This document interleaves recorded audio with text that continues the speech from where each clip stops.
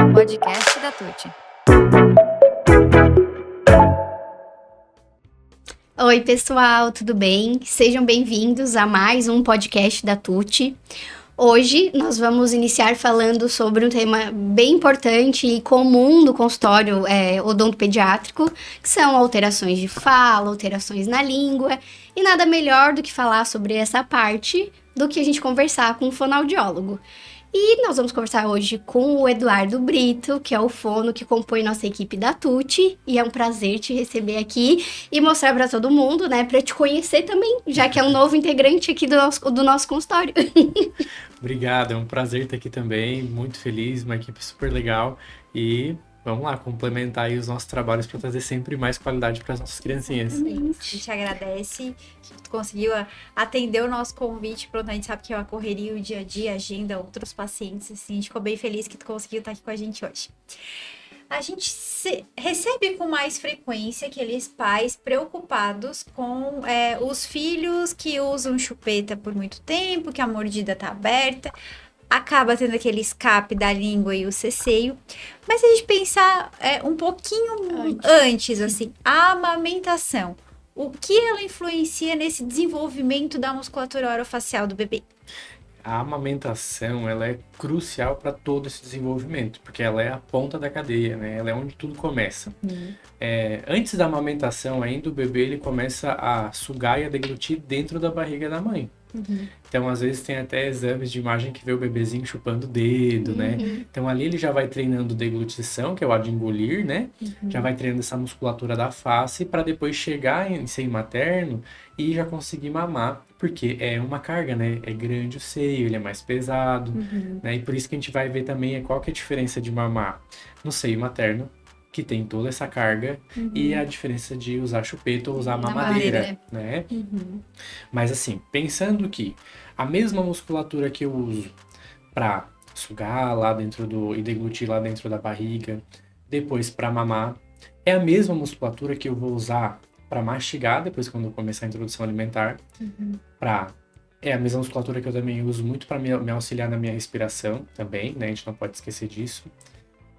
Alimentos mais moles, alimentos mais duros e para falar, para engolir, né? Então, a amamentação é o treino, é o preparo de toda essa musculatura para conseguir exercer essas funções de uma forma bem adequada, bem saudável. Então, qualquer desvio de rota ideal aí nesse planejamento de amamentação, durante esse processo, não necessariamente, mas muito comum, vai ocasionar em alguma alteração dessas funções. De fala, de deglutição, de mastigação. Em alguma dessas funções é bem provável que acarrete em alguma dificuldade. E aí, falando nessa parte de amamentação, a gente recebe muito no consultório mães que estão de bebês pequenininhos para fazer uma avaliação de língua, que a gente já abre um parêntese aqui, que quem faz a avaliação efetiva realmente, se essa criança tem uma alteração de língua, é o fonoaudiólogo. O odontopediatra entra como um coadjuvante de talvez ter que fazer uma cirurgia, mas quem sabe mais de motricidade de língua são vocês, porque às vezes há um pouco de desencontro, às vezes a gente acaba atendendo esses pacientes e aí tem que encaminhar para vocês, então primeiro atendimento deveria ser feito com fono, né? Mas tem muitas mães que dizem que estão com dificuldade de amamentar e já querem logo cortar essa língua. E hoje a gente está, né, com esses dados de que tem um aumento de 20% da prevalência nos últimos anos de frenectomia. E aí o questionamento é, toda criança que tem dificuldade de amamentação, ela tem o freio alterado? O problema é o freio, o problema e a solução seria fazer uma frenectomia, uma cirurgia de língua? A resposta para a saúde geralmente depende, né? Quando a gente tem muita certeza, em algum ponto a gente pode deixar escapar. Exato. Então eu acho que assim, para início de conversa, né? Esse aumento vem de um processo que a gente viveu assim, e que eu acho que é um processo de evolução mesmo. Então, antigamente não se tinha essa intervenção, então acabava que a maioria ou todos os bebês que tinham algum freno alterado ou não era visto, porque não tinha ainda essa expertise dos profissionais, né? Ou então não se sabia exatamente como lidar com aquilo e acabava ficando sem. né? Muitas vezes as mães deixavam de amamentar o bebê porque ele não conseguia, porque machucava muito por conta dessa alteração de freio que impedia ali o bebê de mamar de uma forma correta. Daí imagina o impacto na saúde do bebê, né? Não receber o leite materno, que é a imunidade dele para a vida toda, né? Nutrição, imunidade, afeto, né? Condicionamento emocional ali com a mãe, demais, assim. E não receber essa intervenção, podendo depois alterar, como a gente falou, mastigação, fala, lá na escola sofreu um bullying, alguma coisa, né, na vida adulta. Esse estímulo, que é a primeira ortopedia da criança, a gente brinca que é o primeiro aparelho, né? Que vai estimulando o crescimento adequado da musculatura. Claro, a gente tem os fatores genéticos que vão influenciar, né, as crianças que mamaram no peito de forma adequada, que, né, pode também ter esses problemas musculares por um fator genético. Exato. Né? Porque respondendo à tua pergunta, não necessariamente uma criança que tem freio alterado vai ter uma alteração de função, ou seja, vai ter dificuldade para mamar, vai ter dificuldade para falar, mastigar, não necessariamente. Sim. E não necessariamente uma criança que tem dificuldade para mamar, ou para falar, ou para mastigar, vai ter um freio alterado. Então, uma coisa não necessariamente está linkada à outra diretamente, a gente tem que ver. E por isso que quando a criança nasce, hoje em dia já é lei, ter o teste da linguinha nos hospitais, né? Que normalmente se usa o protocolo da Martinelli, né? Que foi feito lá em 2012 e aprimorado em 2016. E aí o que acontece? Esse protocolo ele vai ver não só a parte estrutural, então esse freno está quanto de curto, né? Quanto que ele está impedindo a língua de se movimentar, né? Que a alteração estrutural que tem ali, quanto de espesso que ele está, ou então está submerso, mas também está atrapalhando, né? Vai ver então a parte estrutural, vai ver a parte funcional. Por quê? Como eu falei, não necessariamente uma alteração estrutural vai causar uma alteração funcional. E aí é aquela história, né? Para que a gente vai ficar usando iatrogenia, né? Esses procedimentos sem necessidade, sendo que não causa malefício nenhum na vida do paciente. Mais vale, então, sem o freno alterado, fazer um acompanhamento ao longo dos anos. Então, tem a fase que está mamando, tá tudo bem? Passou. Tem a fase que está fazendo introdução alimentar, tá tudo bem? Passou. Tá a fase que tá falando, tá tudo bem? Passou. Tá na fase lá da vida adulta, que vai falar mais, né? Tá tudo bem? Passou, né? Chegou numa dessas, deu problema, vamos reavaliar. Vamos ver o porquê, porque também não necessariamente vai ser o freno. Né? Mas se for, aí a gente ainda tem que pensar qual o nível de intervenção que a gente vai fazer, porque não é só... Não existe só uma forma de se fazer a frenotomia, frenectomia, frenuloplastia, né? Exato. Cada uma vai ter, assim, vocês sabem melhor do que eu, né? Na verdade, essa parte, nas nossas graduações, a gente é muito bem orientado pelos dentistas a respeito da cirurgia, dos impactos, né? Da forma de fazer. E dessa parte que tu falou, né, de ser a primeira ortopedia da criança. Era incrível, assim, ver casos de crianças que se amamentavam e como aquele movimento de mandíbula que se faz ali junto da amamentação e o peso do seio materno, né, a força que precisava fazer, direcionava o crescimento ósseo. Exato. E permitia ter espaço para os dentes virem, né? E a criança, muitas vezes, que não conseguia ter isso, ficava com aquela maxilar, aquela mandíbula retrognata, trésica, né? Ou em cima, assim, ou embaixo. E aí não tem espaço pro dentinho, depois tem que botar um monte de aparelho, né? Para abrir espaço, aquela coisa. Então, é muito importante ter esses dois serviços juntos. Né? Não, e assim, ó, às vezes a criança tem pode ter uma alteração de freio que o bebê já faz uma terapia com o fonoaudiólogo e não precisa passar por uma cirurgia? Ah, com certeza, porque além da gente ver, depois que a gente vê que tem uma alteração, vamos supor, o bebezinho nasceu, primeiro ou segundo dia no máximo, o fono tem que estar passando lá no hospital, lá junto ao leito, para ver, né, como é que tá, fazer essa avaliação, assim como o teste da orelhinha também. Sim. Né? Aí fez a avaliação, deu alterado. Dando alterado, a gente ainda tem que pensar se tem algum tipo, a gente ainda vai fazer no hospital mesmo algum tipo de terapia, que o bebê responde rápido, né? Tudo muito rápido ali, para ver se adequa a mamada. Adequou, não tenho por que fazer procedimento cirúrgico. Okay. Ou então a gente vai lá para frente, né? O paciente descobre que tem um freno alterado mais tarde. Às vezes acontece que algum hospital ainda não aderiu ainda à recomendação do Ministério da Saúde, enfim, acontece, e vai descobrir mais tarde. Primeiro se faz uma terapia fonoaudiológica. né? A gente vai olhar, vai ver, vai testar. E não tem como a gente como fonoaudiólogo, por mais experiente que seja, tu olhar e dizer assim, esse aqui eu não preciso nem fazer terapia, porque vai precisar de cirurgia. Não tem como. Já peguei frenos alteradíssimos, assim, alteradíssimos, e que a função se restabeleceu. E já peguei frenos que era bem leve a alteração. E não teve jeito Teve com que- terapia e teve que ir pra cirurgia.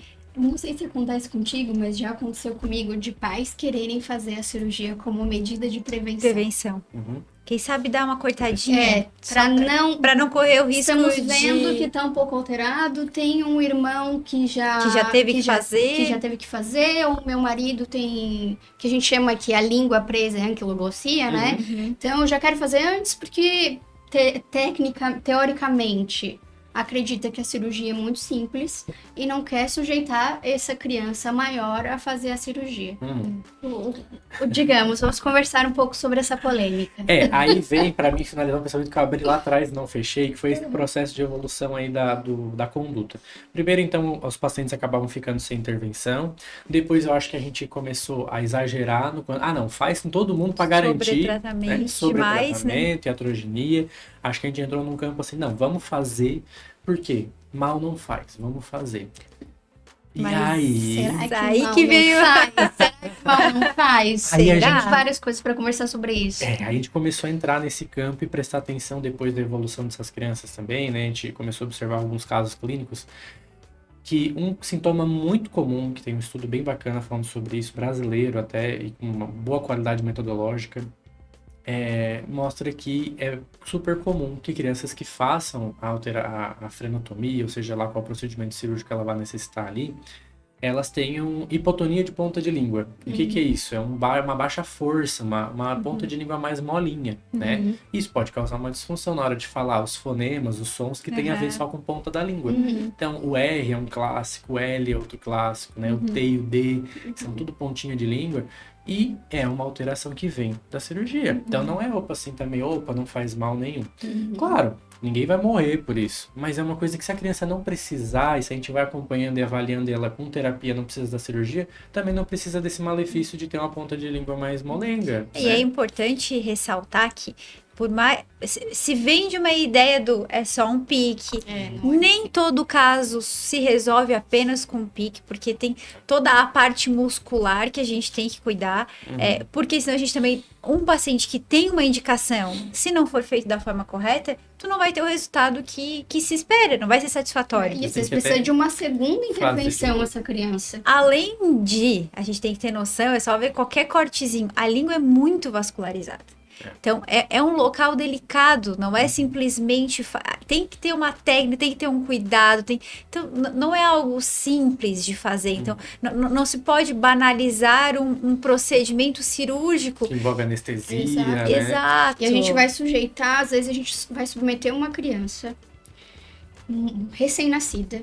Não sabemos exatamente todo o histórico, porque essa criança está se desenvolvendo a uma anestesia e não sabemos também das reações que essa criança pode ter a primeiro uso da anestesia. E se não bem orientado, eu acho que tu pode falar, né, com mais propriedade do que eu, se essa criança recém faz um cortezinho e ela logo em seguida o pai usa chupeta, a gente pode causar uma fibrose e aí tem que fazer uma segunda intervenção numa criança que, né, Camila, não precisa nem o pai usar chupeta. Se ele não fizer a fonoterapia depois essa linguinha vai ficar mais baixa. Porque ela já tá acostumada daquele jeito, e né? a segunda cirurgia talvez seja mais complexa do que a primeira. Então, a gente tem que conversar muito sobre isso. Acho que aparece muitos pacientes no nosso consultório falando, tá, mas é só aquele cortinho, só um piquezinho. E tudo bem.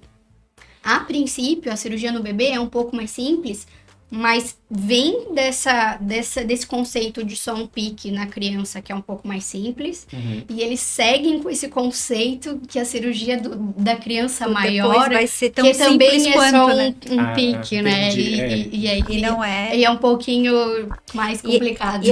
E até pela dificuldade deles entenderem o grau dessas cirurgias, muitas crianças maiores que precisam fazer a frenectomia, que é uma cirurgia extensa, que às vezes tem que, ali na base da língua, tem que, né, tem que divulsionar, um procedimento um pouquinho maior, bem mais complexo do que o PIC, porque às vezes o PIC, naquele primeiro momento, ele soluciona aquele problema daquela família naquele momento, porque a gente vê isso na prática, a diferença, a mãe já sente uma diferença no peito, né? A criança já começa a ganhar peso nos próximos dias, na próxima semana, eles já ficam muito felizes. Mas não necessariamente uma criança, por exemplo, que veio com o histórico de que o pai teve problema de língua presa, tu vê a forma daquela... Tu já vê que aquela criança, mais pra frente, vai precisar de um segundo procedimento. E é um procedimento muito mais invasivo, mais difícil, e que precisa de uma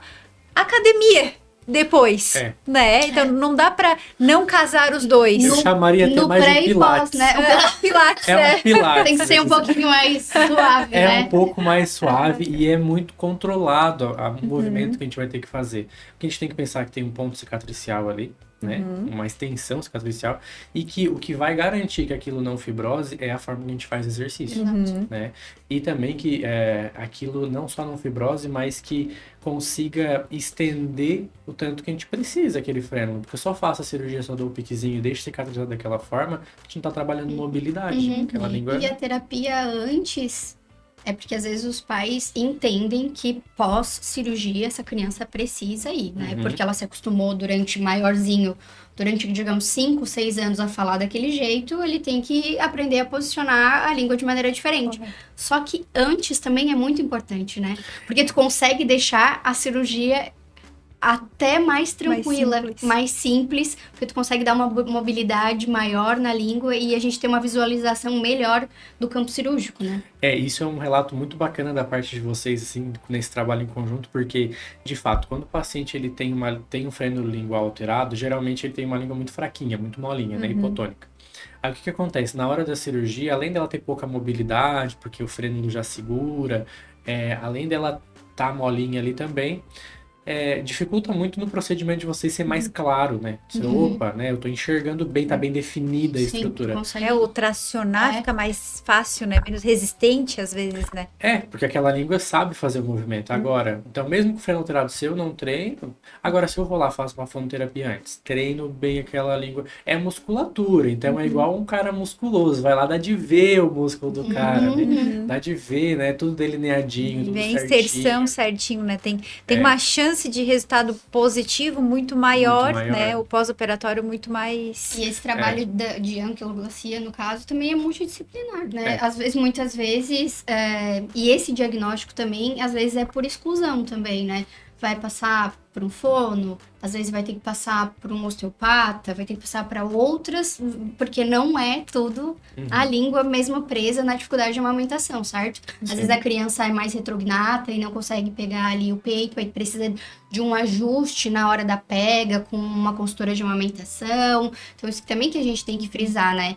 E tem que passar por todos os profissionais pra gente não submeter essa criança a procedimentos invasivos desnecessariamente, né? A gente dentro da fonoaudiologia, a gente já tem toda uma carga horária bem extensa a respeito da amamentação. Então, eu acredito que para esses casos, principalmente envolvendo uma indicação cirúrgica, ou, enfim, ou uma questão de função que vai acarretar um desenvolvimento funcional depois adequado ou não é o caso para uma consultora de amamentação nesse momento. Esse momento é um caso para um fonoaudiólogo mesmo. Agora, outras dificuldades pós esse trabalho do fono tá feito, tá garantido, então um não substitui o outro. Né? Então, acho que não dá pra gente só inverter aí a ordem de chegada. Assim, que muitas vezes a consultora pode entrar no diagnóstico do tipo assim, a pega não é um bebê, é um bico invertido, é uma dificuldade língua, de ordenha realmente, né? Que a mãe não está conseguindo, não é necessariamente algo fisiológico da criança. Então, às vezes tem que trabalhar os dois juntos nesse sentido. Mas isso a gente faz. Vocês também conseguem passar essa orientação. A gente avalia a mama, a gente avalia a postura, a gente avalia a capacidade cardíaca e respiratória. A gente faz todo o histórico pré-natal da mãe, até a gente vai no pré-natal muitas vezes. Nos hospitais a gente vai no pré-natal. Legal. Então, quando tem esses casos, assim, que tem um pouco mais de risco, é bom a gente garantir um pouco mais essa parte. Né? Acho que quando tu falou sobre o bebezinho, né, a questão, quando é bebezinho, normalmente não necessita de cirurgia, não necessita de anestesia, mas às vezes tem uma tópica. né? Mas assim, aquilo dali já é suficiente para trazer algum certo risco, né? Não. Para ter bebezinho recém-nascido, né? A gente tá falando daquele recém-nascido que vai fazer lá no hospital. Uhum. Mas depois, aí até trouxe aqui pra gente falar um pouquinho, a gente vai ter níveis de intervenção, né? Exato. Então, a gente fala a frenectomia é só um dos 3 tipos de intervenção. Uhum. Que a frenectomia, então, o que que é, né? O pessoal de casa, assim, né? A frenectomia é aquela intervenção parcial ou total do freno, então a gente tem que tirar aquele Cordão fibroso. aquele ali, cordão né? fibroso ou todo, que já é muita coisa, ou parcial, que já é muita coisa também, né? Vocês sabem mais do que ninguém. E a gente tem a frenotomia, que é aquela que faz lá no bebezinho. Que é o- Quando nasce, é o que é só o piquezinho. piquezinho. Dificilmente uma criança saiu dali e vai precisar só do piquezinho. Então já é outra coisa para desmistificar pros pais. Ah, mas esse o guri tá lá com 9 anos de idade. A pré-adolescente quase. Não, vai ser só um piquezinho. Não, Não, vai. agora não dá mais. Não dá mais. Não, mas é Não bem vai mais ser complexo. só o Não, piquezinho. não é. Exatamente. E ainda temos para casos mais extremos, às vezes de um freno submerso que está alterado, que é pior, ou às vezes de um que não está submerso, mas que está muito alterado, a frenuloplastia ainda. É. Que daí vocês vão fazer aquele trabalho de mestres, assim, né, de Michelangelo, assim, de desmanchar uma estrutura e reconstruir. E por isso que tem que ter essas inserções. Nesses casos específicos, tem um tratamento com fonoantes muito bom, porque as estruturas têm que estar bem visíveis aí, né? Inserção e tudo mais, né? Porque vai ter que tirar de um lugar para ajustar a inserção em outro. E esse sim é um procedimento muito grande. Né? Muito. Muito grande. E por isso que a gente fala que, na verdade, todo odontopediatra precisa de um fono para chamar de seu, né? E a gente precisa ter essa conversa. E foi maravilhoso quando a gente conseguiu incluir um Na fonoaudiólogo nossa agora na nossa equipe pra gente poder ter essa conversa, essa troca de experiências. E pra gente conseguir fechar diagnósticos mais precisos, pra gente dar mais qualidade pós-operatória, antes para os pacientes, ajudar nessa parte de linguagem. Então, Passando um pouquinho, a gente foca às vezes muito nessa parte de fone, bebê e essa parte. Mas é algo que a gente vê às vezes em relação até retenção prolongada de dentes, em relação à falta de mastigação. Então, crianças que a gente precisa intervir, nós precisamos ajudar na extração daquele dente porque ele não está reabsorvendo devido a essa ausência de mastigação. Esses alimentos ultraprocessados, tudo mais fácil, eles não querem mastigar, mas então a textura, né, o tipo de mastigação influencia nessa parte muscular também, na parte de fala da criança? Não, e na óssea primeiramente, né? Isso vocês sabem melhor do que a gente, assim, porque se o osso não tiver impacto, ele não cresce, não desenvolve, não reabsorve o que tem que reabsorver para dar lugar a outra estrutura em outra posição. Então, ele precisa de impacto. Por isso, né? a perda precoce de dentes, eles afetam tanto o crescimento da arcada, porque precisa daquele estímulo contínuo para ver aquele crescimento. E aí, a parte da mastigação é a mesma coisa. Porque daí o que acontece? A criança, é claro, para facilitar a vida hoje em dia, com a vida muito corrida, que a gente tornou a vida mais ansiosa, né? Enfim, isso é uma questão mais social, mas que influencia na saúde completamente, acaba que é mais fácil. Ou então a comer assistindo TV ou um celularzinho, e aí o que vai ser mais fácil de comer também sem prestar atenção? Uma comida Molinha. Pastosinha, macia, um pãozinho, uma coisinha fácil, né? Só que acontece, reduz impacto de mandíbula e maxila ali, a dente não é osso, mas vai bater no osso, que é a mandíbula e maxila. Exato. Reduz impacto, já vai alterar um pouco da desenvolvimento. E a parte muscular, a musculatura, se ela tá acostumada a pegar 1 quilo por dia, ela vai pegar 1 quilo por dia, ela vai ficar se ali. desenvolver daquele jeito de 1 quilo por Daquele dia. jeito, né? Agora, Exato. se ela come um milho na espiga, se ela come uma costela no osso, né? Se ela come um negocinho mais durinho, um pão d'água sem ter que picar em 500 pedacinhos, uma carne que ela O vai... fato com de franguinho. comer carne, porque muitas crianças, a textura da carne, elas já tiram. Não querem. Então, tipo, Eu querem fui uma macarrãozinho, Eu né? fui uma criança que eu não comi carne, recusei carne por 2 anos. E os meus pais achavam que era por gosto. E eu na época não tinha consciência para dizer isso, mas meus pais, assim, isso eu tinha 9, 10 anos, assim. Eles falaram, não, ele só come frango, só comia frango e ovo. o peixe, né? Mas é Ou uma seja, tudo dificuldade coisinha de- mole. Mais fácil de mastigar. Eu era um classe 3, né? Eu tinha, né, a arcada mais pra frente, era mais difícil pra mim mastigar. Eu tinha bastante infecção de viária superior, então acabava que a minha língua era molenga, então eu não conseguia também usar essa língua na hora da mastigação. Aham. Cansava muito Muito. rápido. E uma carne que tu tem que mastigar 15, 20, Mais 25 fibrosa, vezes. imagina. E tu fica. Eu dizia que eu não gostava de comer carne. Aham. Eu não gostava. E fiquei um tempo sem Desistia gostar. dela. Tu sabe, na nossa rotina, eu acho muito engraçado, porque a gente faz uma consulta e explica pros pais. E eu tenho costume de perguntar se essa criança se alimenta bem.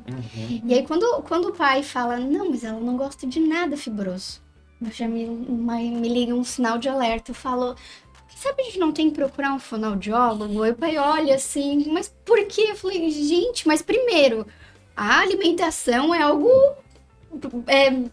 super importante pro nosso desenvolvimento, né? Se essa criança não tá comendo bem, a gente tem que começar a olhar por que essa criança não tá comendo bem. E às vezes uma língua mais fraquinha, um lábio, até um freio alterado, a criança não consegue fazer esse movimento, né?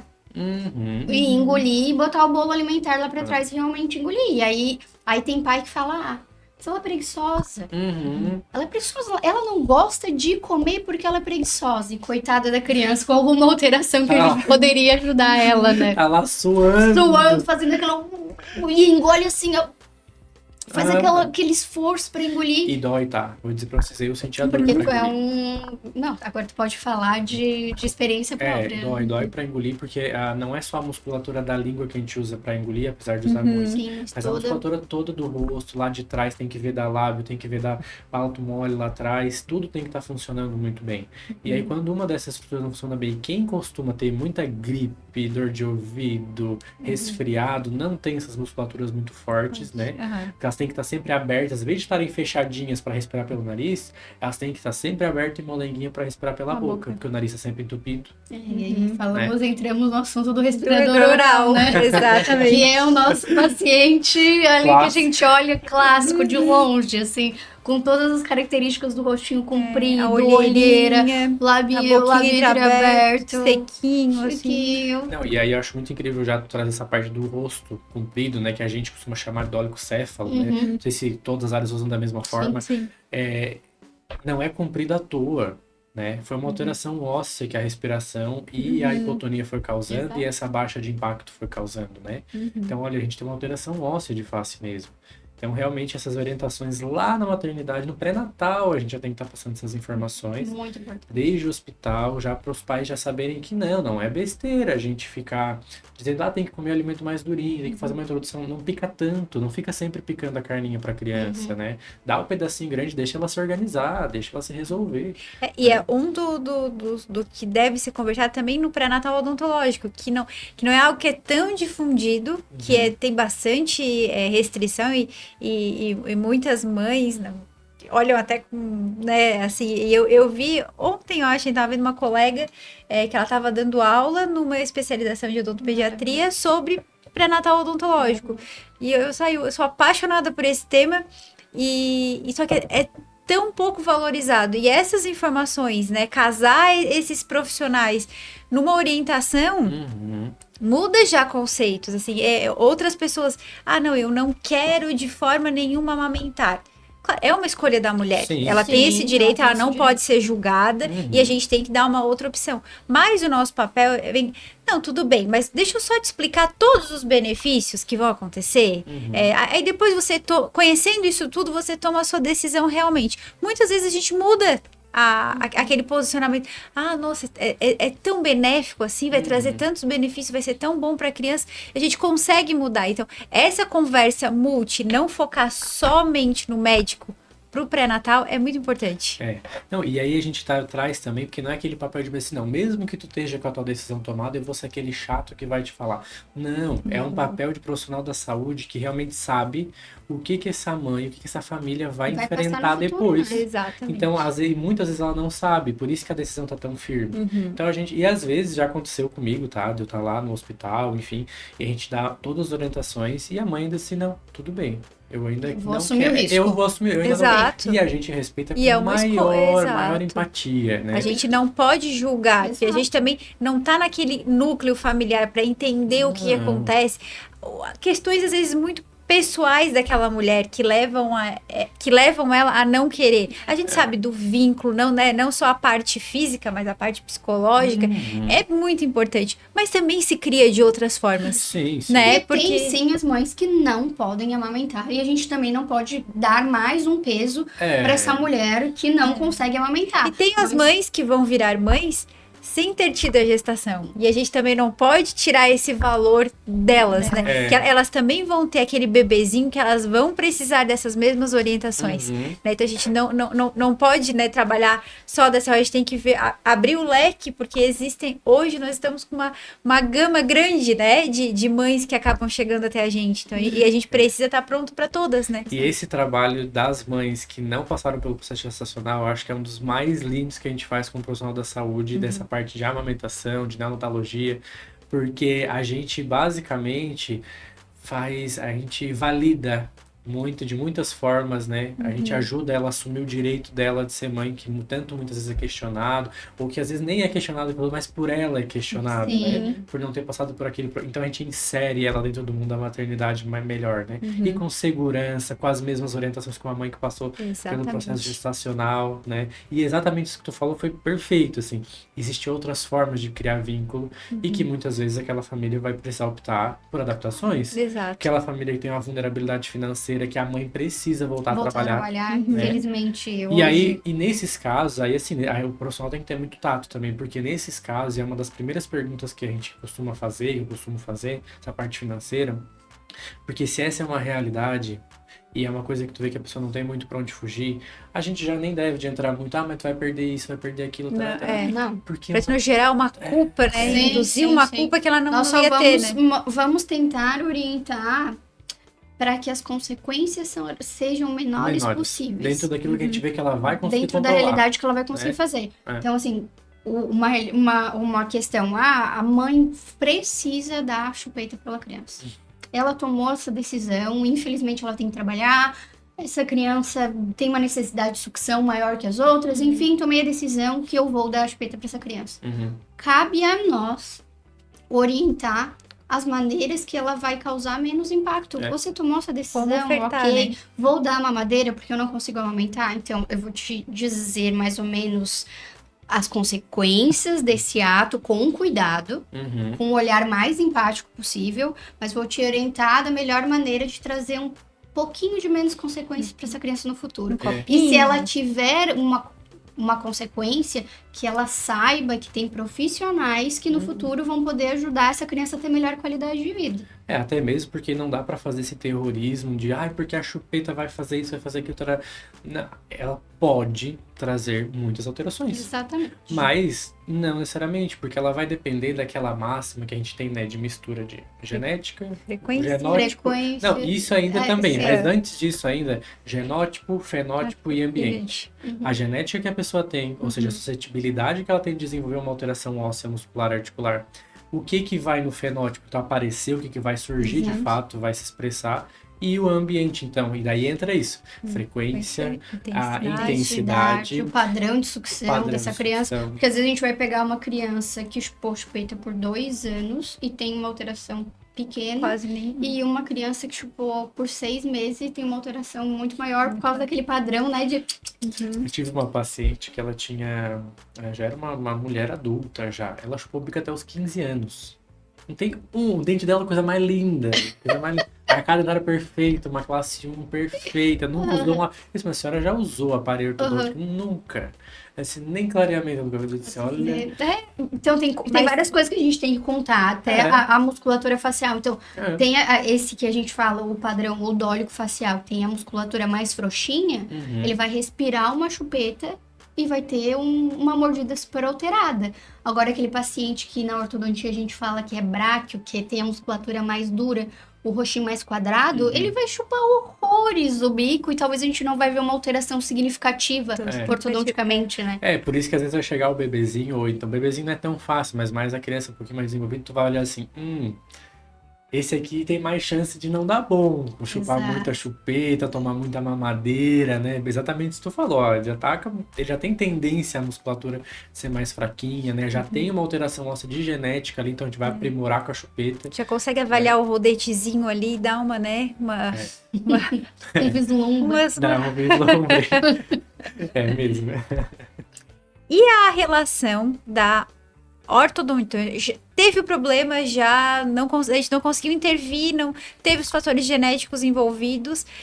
A ortodontia e a ortopedia, né, que a gente trabalha muito hoje, essa parte, junto com o fono, né? Então, casar nesse momento do aparelho, a utilização do aparelho com o odontopediatra ou o ortodontista e as atividades com o fono.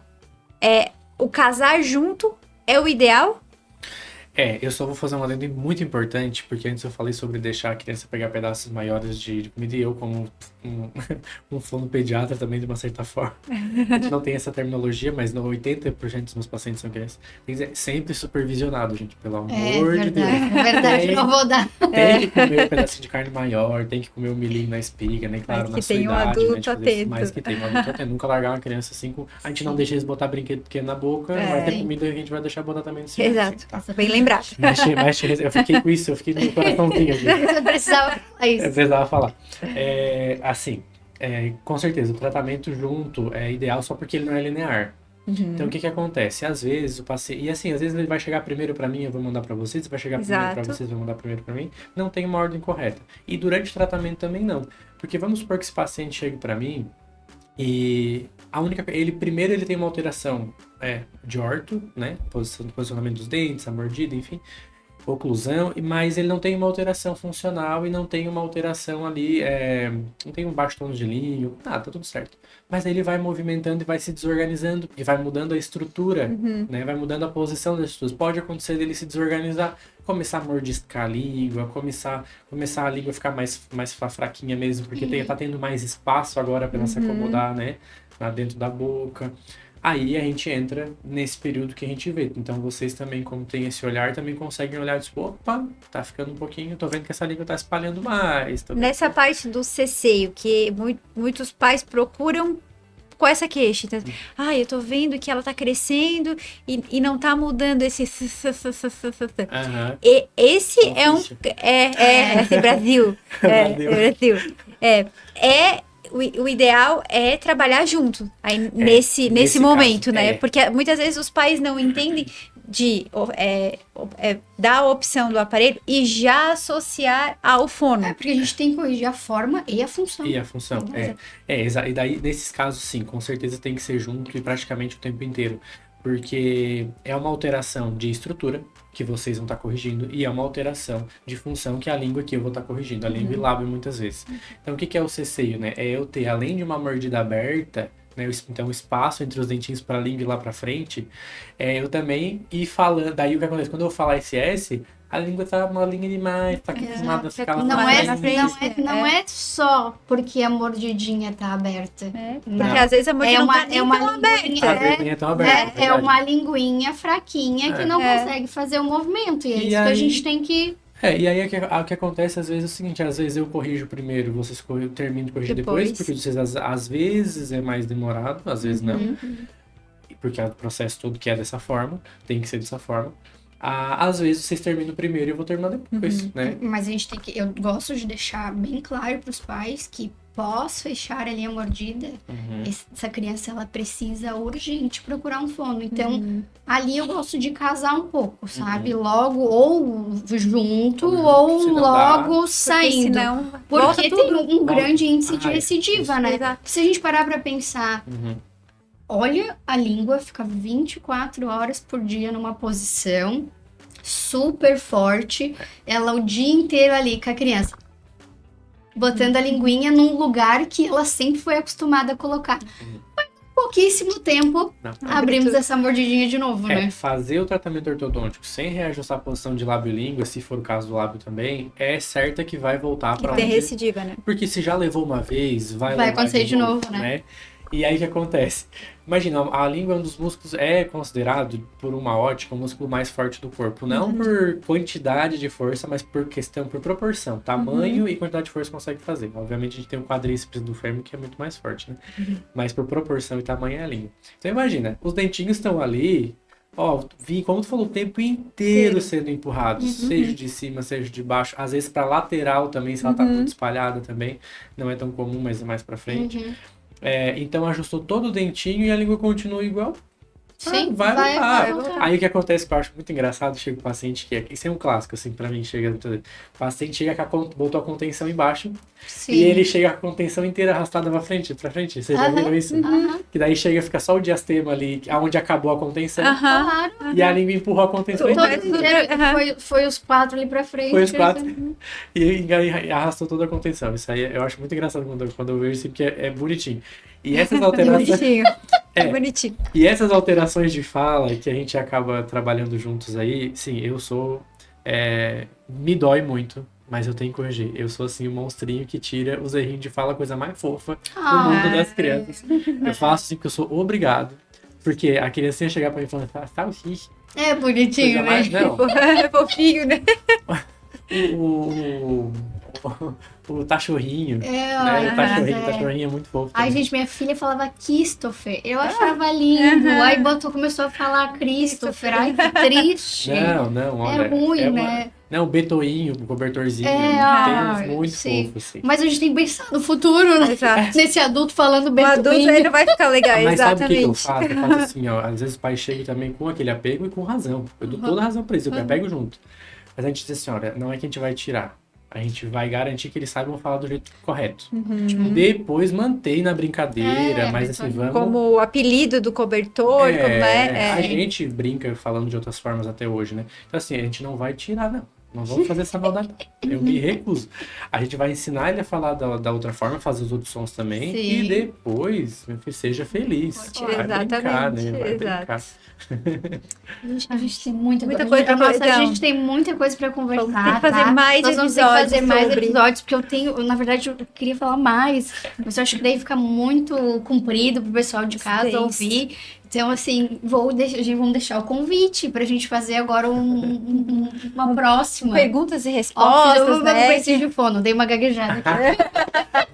Nenhuma dúvida é boba. Perguntem o que vocês quiserem. Exato. A gente responde com muito prazer. A gente vai abrir uma caixinha de perguntas, perguntas, deixar no Instagram, e todos os pais que tiverem dúvidas e profissionais também, a gente pode voltar num segundo momento trazendo isso, questionamentos, e aí você vai nos ajudando a conduzir E cada tu deixou, caso. inclusive, uma sugestão pra gente falar sobre pacientes com deficiência, pra gente conversar um pouco sobre esse O público, manejo, né? né? O manejo.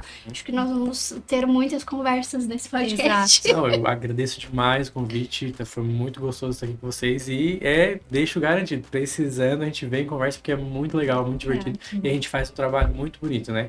Então, assim, a gente olha quando o profissional da saúde está preocupado, gosta de saúde, porque isso que a gente está fazendo é promoção de saúde, né? Exato. E isso não gera lucro, não gera nada pra gente. Na verdade, isso reduz os problemas pra gente dentro de consultório, reduz as doenças, reduz as dificuldades das pessoas, né? A gente orientando, ou então acelera, porque ela já chega orientada no consultório muitas vezes. Exato. Então a gente faz porque gosta, porque ama e porque o nosso foco de fato é a saúde das pessoas. Promover saúde, Exatamente. exatamente, perfeito. Muito obrigada. A gente ficou muito Obrigada. feliz de te receber aqui hoje. Obrigado também.